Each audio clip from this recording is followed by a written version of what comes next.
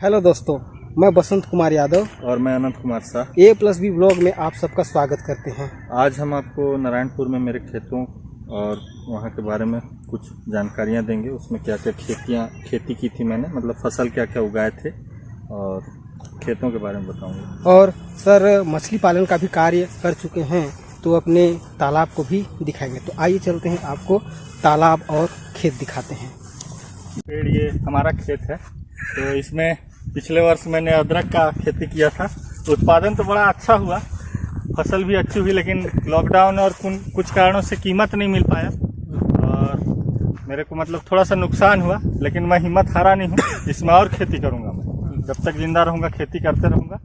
और मेरे को किसानी का मतलब किसान किस हद तक परिश्रम करता है और क्यों परेशान रहता है, इस चीज़ का अनुभव किया हुआ व्यक्ति हूँ। इसलिए मेरा जब से मैं खेती किया उसके बाद से मेरा सम्मान किसान के प्रति और बढ़ गया है, क्योंकि वो लोग कितना परिश्रम करते हैं। उसके बाद उपज होता है, फिर उसको लोग औने पौने दाम में ले लेते हैं। और हर किसी को मैं जब देखता हूँ कि 2 रुपया 5 रुपया किसान को कम कराने में लगे रहते हैं तो बड़ा दुख होता है, क्योंकि एक किसान जब खेती करता है तो उसमें लाखों लीटर पानी से सिंचाई करता है, खाद डालता है, एक तरह से अपने खून से सींचता है वो फसल को। उसके बाद भी जब उसको कीमत नहीं मिल पाता है तो थक हार जाता है बेचारा। तो इस ओर सरकार को भी ध्यान देना चाहिए और मैं चाहता हूं कि किसानों का स्थिति बेहतर हो। और मैं खुद किसानी कर चुका हूं, इसलिए ये चीज़ मेरे को लगता है कि किसानों के लिए और बेहतर होना चाहिए देश, और सभी को आगे आना चाहिए। और ऐसा नहीं है कि खेती किसानी कोई छोटा काम है, क्योंकि एक किसान अगर फसल उगाएगा नहीं तो आप भोजन ब्लूटूथ से तो डाउनलोड कर नहीं लेंगे।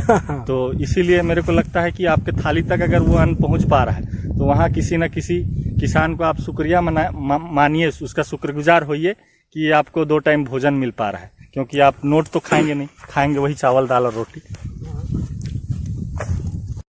दादा, मैं भी किसान का ही पुत्र हूँ, तो मैं आपके इस दर्द को मैं समझ सकता हूँ और आपके इस पुनीत कार्य में मेरा 100% योगदान रहेगा। जब भी आपको ज़रूरत पड़े आप मेरे को ज़रूर याद करिए। और मैं अपने व्यूअर्स को भी यही बताना चाहता हूँ कि वो किसानों को उनका हक दिलाएं। और चूँकि ये जसपुर नहीं, हमारा पूरा भारत देश कृषि प्रधान देश है, तो किसानों के प्रति हमें हमारे मन में संवेदना होनी चाहिए और उनके अधिकारों की रक्षा हो, इस क्षेत्र में हमें प्रयास करना चाहिए। आप मेरे पीछे देख रहे हैं, ये यहाँ का बड़ा तालाब है। तो इस तालाब के पीछे भी एक दंत कथा है। यहाँ के बुजुर्ग लोग बताते हैं कि इस तालाब को निर्मोही तालाब कहा जाता है और ये एक रात में असुरों के द्वारा खोदा गया तालाब है, ऐसा कहा जाता है। और वहाँ एक आप पत्थरनुमा देख रहे हैं, उसको किसी जमाने में पुरानी कहानियों में ये बताया गया है कि एक हाथी था जो उस तालाब के बीच में ऐसे आया और निकलते हुए वो फंस गया। और पत्थर का शेप पूरा हाथी की तरह है। जब पानी कम रहता है तो उस शेप को आप देखिएगा, बिल्कुल हाथी की तरह लगता है। और कई वर्षों से इस तालाब में मछली का पालन का काम हो रहा है और हम लोग के द्वारा भी लीज में लेके पिछले साल यहाँ मछली डाला गया था बहुत सारा। लेकिन गांव में क्या है कि लोग खाली बैठे हैं, दूसरे के तालाब दूसरे के खेतों में घुसकर चोरी करना ये आम बात हो गया है। हम लोग किसी व्यक्ति विशेष को तो नहीं कह रहे हैं, लेकिन बहुत से लोगों का यही काम है, जिससे हम लोग को इसमें भी ज़्यादा फायदा नहीं हो पाया। और यहाँ दिन रात रहना तो संभव नहीं है, क्योंकि चारों तरफ हाथियों का विचरण है। तो आप कहीं मछली बचाने के चक्कर में यहाँ हैं और अपने जान से भी हाथ धो सकते हैं। तो हम लोग सोचे कि 40-50 हज़ार का डूबता है तो डूब जाए। लेकिन यहाँ रात को रह पाना और मछलियों को बचाना, और क्योंकि चोर के तो 10 रास्ते हैं, तो आप क्या कर सकते हैं। तो इसी तरह हमारे अदरक के खेतों में भी लोगों ने चोरी की, लेकिन हम लोग उसके लिए भी किसी को व्यक्ति विशेष को दोष नहीं दे सकते। वो आजीवन इसी तरह चोरी करके ही अपना जीवन चलाएंगे, मुझको ऐसा लगता है। अभी हम लोग खड़े हैं नारायणपुर गांव के लास्ट छोर है ये मुख्य मार्ग है, ये अंबिकापुर की ओर जाती है। तो यहाँ मेरे भाई का मतलब मेरे भाई ही हैं, संजय प्रधान उनका होटल है। यहाँ बहुत अच्छा जलपान मिलता है, कभी भी आए तो यहाँ जरूर नाश्ता पानी के लिए रुके, जो कि अभी गर्मा गर्म बड़ा बना रहे हैं हम लोग के लिए। बोले कि आप लोग खा के ही जाइएगा, इसीलिए हम लोग रुके हैं। आइए, ये है मेरे भाई, बोलिए। हाँ, ये है मेरे चुन्नू भाई, देखिए उनका होटल है। नमस्कार भैया। इनके हाथ में जादू है, बहुत गजब का नाश्ता बनाते हैं। मैं जब भी नारायणपुर रुकता हूँ तो इन्हीं के पास आके चाय नाश्ता करता हूँ। हम बहुत भाग्यशाली हैं कि अपने मन माफी काम कर रहे हैं, इसी में असली खुशी है। हाँ दादा। तो आज क्या खिलाएंगे हम लोग को? बड़ा खिलाते हैं आपको। गर्मा गर्म बड़ा ही खाते हैं पहले, है ना? चलिए, थैंक यू भैया।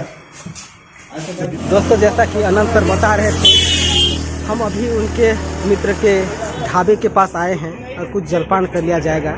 ये अंबिकापुर जाने वाली रोड के जस्ट किनारे ही है। बहुत अच्छी जगह है, अगल बगल खेत हैं। तो हम लोग सोच रहे हैं कि यहाँ पर कुछ खा पी लेते हैं, उसके बाद फिर आप लोगों को कुछ और दृश्य दिखाएंगे।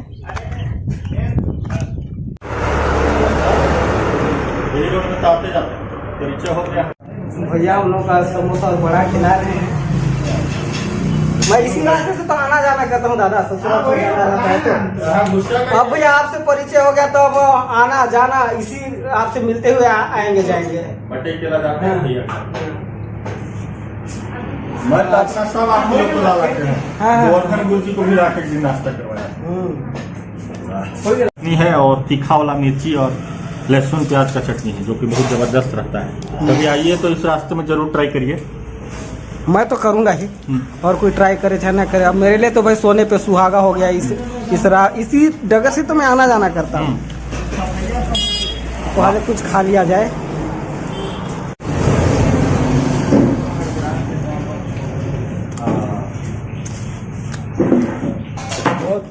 एक नंबर, बहुत स्वादिष्ट है। मेरे लिए तो बहुत अच्छा है दादा ये होटल। अरे अपना घर का आएंगे जाएंगे इसी रास्ते से आना जाना भी बना इसमें। सुनो भाई, खाना भी खा, यहाँ पर खाना भी मिलता है। तो मेरे व्यूअर्स लोगों को यही अपील करना चाहूँगा कि आएंगे जाएंगे, अपने मित्र का होटल है, घर से दूर घर जैसा माहौल कहते हैं ना, वो सारा चीज़ यहाँ पर उपलब्ध होगा।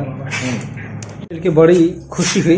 तो मेरा इसी रास्ते से आना जाना रहता है, हमेशा आपसे मिलेंगे, है ना? मोस्ट वेलकम, स्वागत रहेगा हमेशा आपका। और आपका जो व्यंजन था बहुत ही स्वादिष्ट था, तो अब याद रहेगा। अब तो अब अनंत के मित्र हैं, मतलब आप मेरे भी मित्र हुए, ठीक है ना? ठीक है भैया, फिर मिलते हैं। ठीक है, नमस्कार।